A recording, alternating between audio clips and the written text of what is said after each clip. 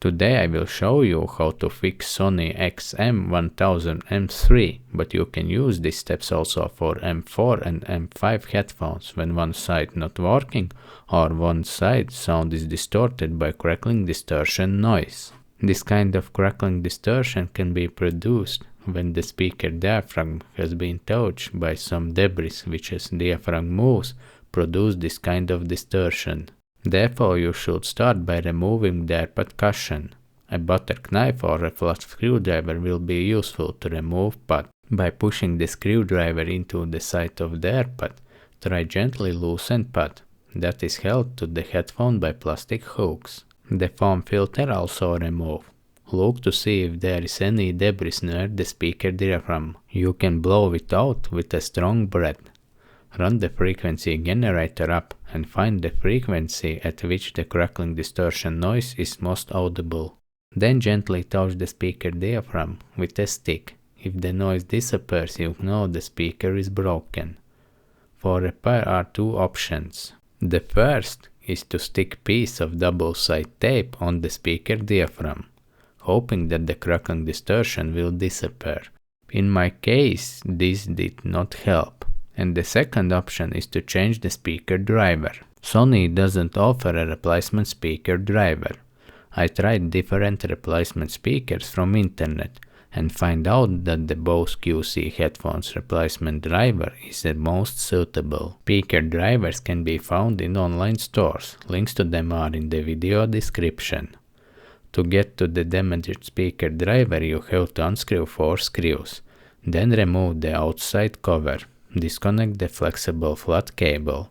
Remove the temperature sensor from the battery. Carefully remove the battery, but do not pitch or otherwise damage battery, as it may start burn.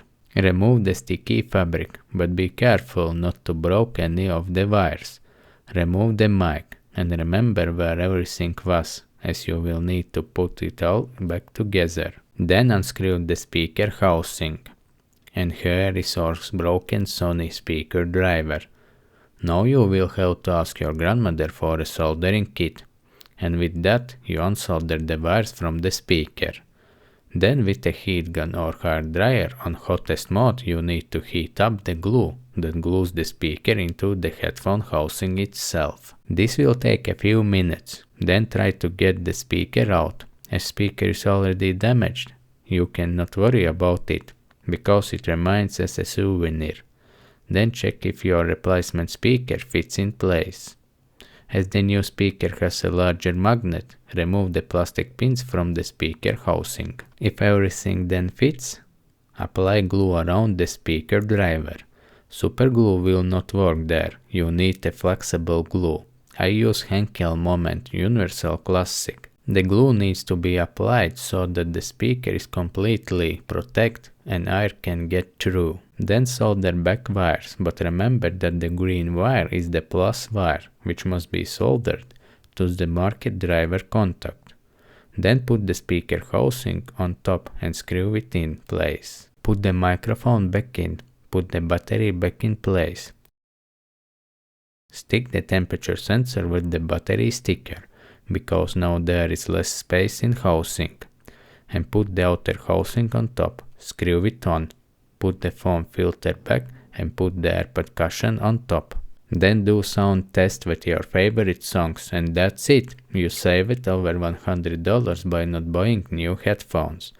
When you do the tests, you may hear some unbalance in some songs, because speaker drivers are different. If it's very annoying, then you can in the same way replace the other Sony speaker with a Bose QC replacement speaker driver, and then both sides will have the same drivers and the sound will be balanced. In my case I got lucky and the music is practically identical on both sides. If you found this helpful, give this video a like and subscribe for the fact that my grandmother gave me a soldering kit and was able to record this video. Thank you!